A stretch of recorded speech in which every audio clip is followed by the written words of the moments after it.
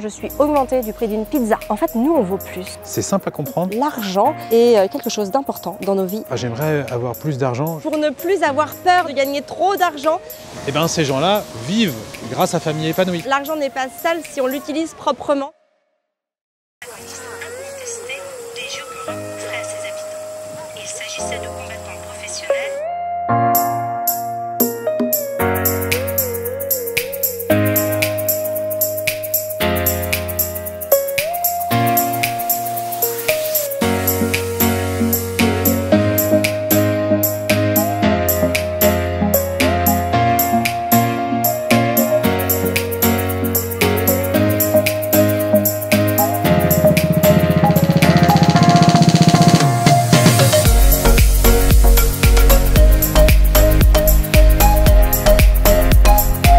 Est-ce que vous êtes d'accord avec ça? C'est bête et pas moral et pas éthique, mais je voudrais plus d'argent. Est-ce que c'est quelque chose que vous voudriez vous aussi, comme cette jeune maman qui m'a envoyé ce message-là sur Instagram. D'ailleurs, au passage, n'hésitez pas à nous suivre sur Instagram. Je vous mets le petit lien ici pour vous abonner à notre page Insta. L'argent. L'argent, c'est quelque chose qu'on n'ose pas dire qu'on a besoin, mais finalement c'est le nerf de la guerre, si on peut parler ça comme ça, parce que tout le monde se lève le matin, pourquoi? Pour gagner de l'argent, ou presque, hein, évidemment à quelques exceptions près. Finalement, l'argent, c'est ce qui va nous permettre de satisfaire nos désirs, de se sentir puissant, de pouvoir assouvir ses besoins. Bref, tout ça, c'est possible, c'est rendu possible grâce à l'argent. Donc dans cette vidéo, on va parler d'argent, comment j'ai travaillé mon rapport à l'argent. J'espère que mes réflexions vous aideront vous aussi à déculpabiliser, lâcher prise ou en tout cas à accepter le fait que l'argent est quelque chose d'important dans nos vies aujourd'hui. Alors je vais commencer cette vidéo par vous raconter une petite anecdote que j'ai vécue à la fin de mes études. En fait, quand on était en études de commerce avec Fabien, on nous disait qu'on pourrait prétendre à un salaire de 2500 €. Donc à l'époque, on était en alternance, on devait gagner à peu près 700 ou 800 € par mois. Et donc du coup, 2500 € chacun, moi je voyais tout de suite les pots, les œufs dans le même panier, donc je disais ok, on aura donc 5000 € tous les mois. Et je me disais mais on va être super riche, ça va être énorme d'avoir 5000 € tous les mois, alors qu'on était à 1600 et qu'on arrivait déjà à s'en sortir en payant un loyer parisien, en gérant des allers-retours sur Angers-Paris, etc. Enfin, qu'on arrivait à bien se nourrir et à bien vivre, à se faire plaisir. Donc je me disais, on va être les rois du monde quoi avec 5000 €. Et puis en fait, la réalité, c'est que quand on a commencé à bosser, eh ben, ça n'a pas du tout été ces salaires-là qu'on a eu. On a eu beaucoup moins. Je crois que de mémoire, moi je devais toucher 1800 €, mais au total avec mes primes de fin d'année, primes d'intéressement, participation et tout, du coup ça faisait à peine 1500 € par mois. Bref, on en était quand même loin, mais finalement ça n'a pas changé grand-chose. Finalement, la déception que j'ai eue au début, bon, ok, je l'ai accepté puisque j'ai fini par travailler. Par contre, ce qui est intéressant, c'est que voilà, je crois qu'au bout de 12-13 mois d'entreprise, je me rappelle que j'ai eu cet entretien avec ma supérieure pour voir un petit peu où est-ce que j'en étais. Et puis c'était aussi le moment de négocier évidemment le salaire à la hausse.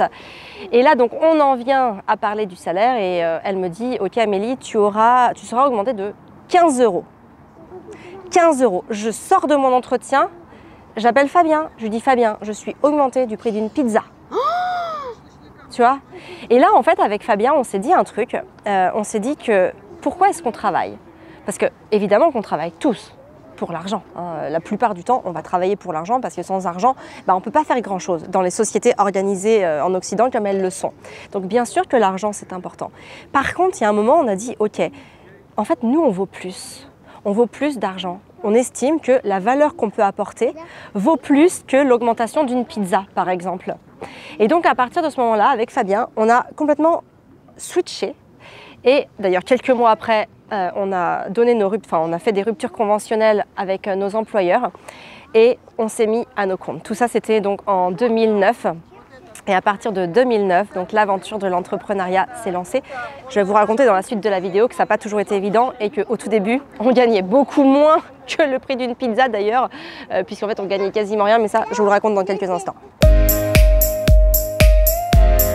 Alors, quand on a commencé à monter notre première entreprise avec Fabien, donc sur le marché du réflexe numérique, on ne gagnait pas d'argent, mais on trouvait ça normal puisque on nous disait que de toute façon au début, quand tu montes ta boîte, tu te verses pas forcément un salaire. Donc évidemment, on gagnait beaucoup moins que ce qu'on gagnait, puisqu'en fait, comme on était en rupture conventionnelle, on touchait voilà, la petite partie d'aide auquel on avait le droit, je crois, pendant à peu près 1 an et demi, quelque chose comme ça. Bon, ça, il faudrait vérifier, mais ça, c'est pas le sujet de cette vidéo.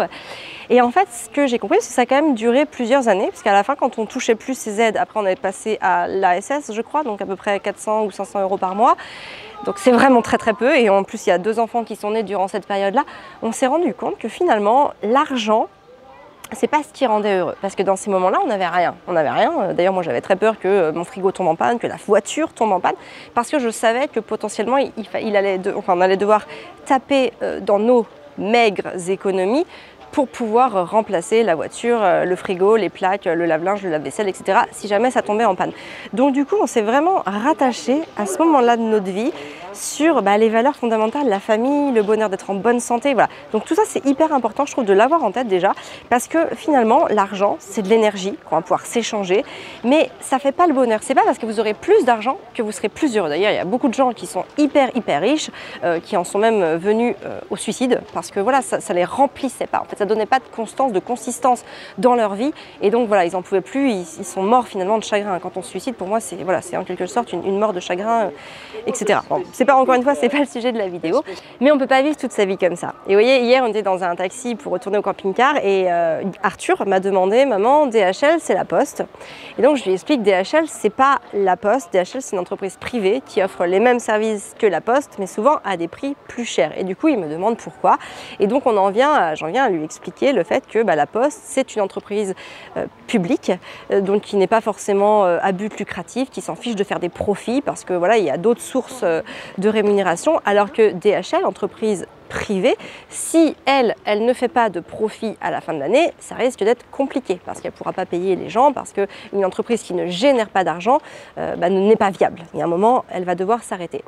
Et en fait, à partir de ce moment-là, quand on a vu ça au bout de 4 ans, on s'est dit, ok, c'est pas possible de continuer dans cette entreprise-là, on voit bien que cette activité-là sera difficilement pérenne, donc on va changer. Et c'est à ce moment-là d'ailleurs qu'on a créé Famille épanouie. Et c'est à ce moment-là aussi qu'on a pris conscience de la valeur qu'on pouvait apporter aux gens, de la manière pédagogique dont on pouvait leur apporter du contenu pour les aider à améliorer leur vie, leur relation avec leurs enfants et aussi avant tout leur relation à soi-même. Et le truc, c'est qu'il faut bien avoir conscience que la valeur que l'on apporte aux gens, quand on contribue, quand on les aide, eh bien tout ça en fait, ça va s'échanger contre une autre énergie qui est souvent de l'argent. Prenez les grandes entreprises d'aujourd'hui. On peut prendre Apple, Amazon, peu importe, on s'en fiche, on n'est pas là sur des débats de conscience, mais ce sont des entreprises qui gagnent beaucoup d'argent. Pourquoi? Parce que ces entreprises-là, elles aident énormément, elles apportent, elles contribuent à apporter du confort dans la vie des gens. Elles rendent des services et donc les gens sont prêts à acheter leurs services parce que ça les aide. Eh bien c'est pareil pour tout. Donc l'argent en fait, comment gagner plus d'argent? Moi j'ai envie de dire, il faut simplement pouvoir contribuer encore plus, aider encore plus. Quand on est dans cette optique de se dire, ok, comment est-ce que je peux aider les autres à se développer ou à leur apporter plus de confort dans leur vie, il y a un moment ou un autre, si ce que l'on apporte, le produit qu'on propose ou peu importe ce qu'on fait, va apporter de la valeur aux gens, il y aura une énergie d'argent en retour.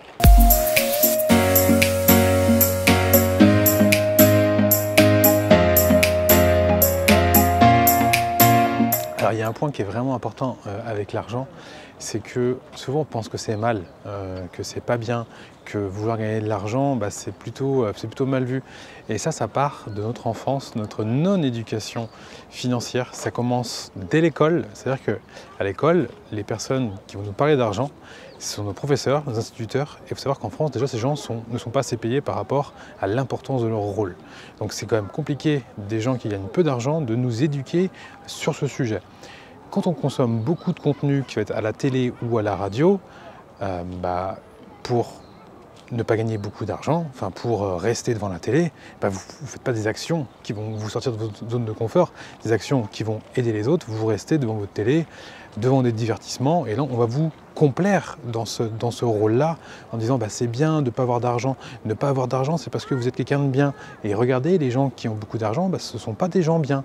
Et on va montrer chez tous les gens qui ont beaucoup d'argent ce qu'ils font de mal, en montrant que c'est des gens pas bien. Dans les films, gagner de l'argent, ça va être des gens qui vont être méchants avec d'autres, qui vont le voler aux autres. Et donc on a ce regard de l'argent qui est totalement faussé et erroné, et on grandit avec ça, et c'est une fois arrivé adulte, il faut vraiment totalement se déconstruire sur ce sujet. Il faut savoir qu'aujourd'hui, les gens qui aident le plus les autres, c'est ceux qui gagnent beaucoup d'argent. Pourquoi? Parce que déjà, c'est simple à comprendre, ce sont les gens qui payent le plus d'impôts. Donc à partir du moment où tu payes énormément d'impôts, c'est que tu gagnes beaucoup d'argent, tu payes beaucoup d'impôts, tu aides donc un maximum de personnes. Et il y avait une personne sur Instagram qui disait ah, j'aimerais avoir plus d'argent, je sais que c'est pas bien de penser ça, je sais que c'est mal. Mais non, ce n'est pas bien, ce n'est pas mal.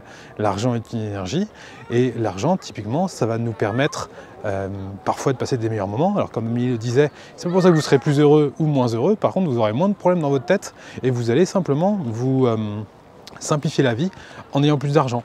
Typiquement, quand on vient à Rome tous les jours, on prend le taxi. Si on n'avait pas les moyens, on prendrait 3 métros différents pour rentrer, ça nous prendrait 1 heure, 1 heure et demie, on serait complètement fatigué et rincé. Voilà, aujourd'hui on a plus d'argent, donc on prend le taxi, ça nous permet d'avoir plus de temps de qualité avec nos enfants. Est-ce que nous sommes des gens différents, est-ce que nous sommes des gens mieux ou des gens moins bien? Bah, il n'y a aucun rapport. Par contre, cette énergie argent, on peut l'échanger contre le taxi, le temps du taxi et l'essence du taxi, tout simplement.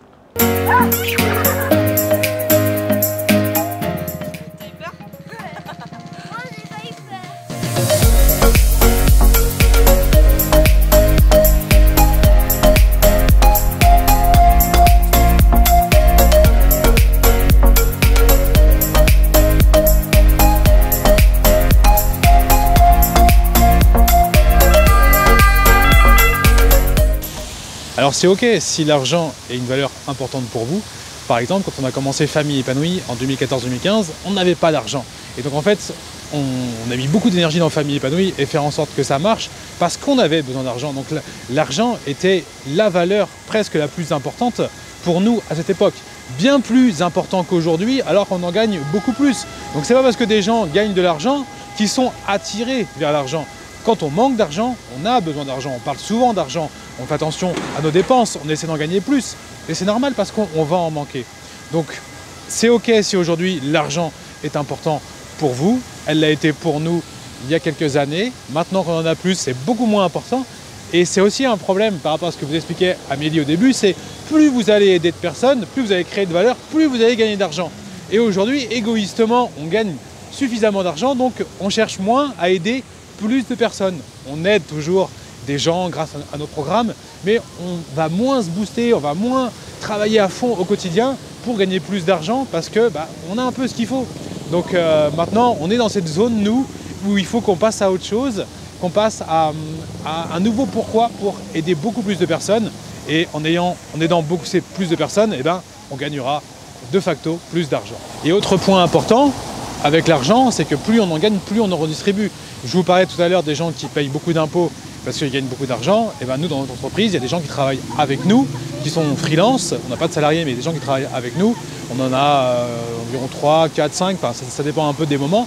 Et ces gens-là vivent aussi en partie grâce à Famille Épanouie. Donc c'est ok de gagner de l'argent. Plus vous aurez d'argent, plus vous allez pouvoir en redistribuer. Donc n'ayez surtout pas peur de l'argent. Voyez ça réellement comme une énergie. Essayez de sortir de cette zone du fait que l'argent c'est mal, l'argent c'est sale. L'argent est une énergie. Voyez ça simplement comme une énergie et vous verrez que votre rapport à l'argent va évoluer. Et c'est aussi important à nos enfants de leur inculquer ces valeurs dès tout petit pour pas qu'ils aient peur de l'argent, tout simplement. Voilà, ce qu'il faut retenir de cette vidéo, c'est que l'argent ne fait pas le bonheur, mais bien sûr l'argent y contribue. Donc l'argent c'est une énergie, c'est vital d'aller vers cette énergie puisque c'est une énergie qui va nous permettre d'accéder à de nombreuses choses. Je veux surtout pas aussi que vous reteniez de cette vidéo que j'ai dit que Apple et Amazon, voilà, c'était des super entreprises, modèles à suivre. Non, j'ai juste dit que d'une certaine manière, à leur façon, elles aidaient à contribuer au confort de certaines personnes et c'est pour ça qu'elles s'étaient enrichies. Bien sûr, ce n'est pas la seule raison, ça s'est aussi couplé et accompagné sûrement d'une vision stratégique d'entreprise excellente. Bref, ne retenez pas que ça de cette vidéo, je le précise pour pas dans les commentaires avoir que ça. Ici, c'est un débat idéologique que je n'ai pas envie d'avoir. J'aurais pu dire d'autres entreprises. J'ai choisi celle-là au hasard. Voilà, c'est les premières qui sont me venues à l'esprit.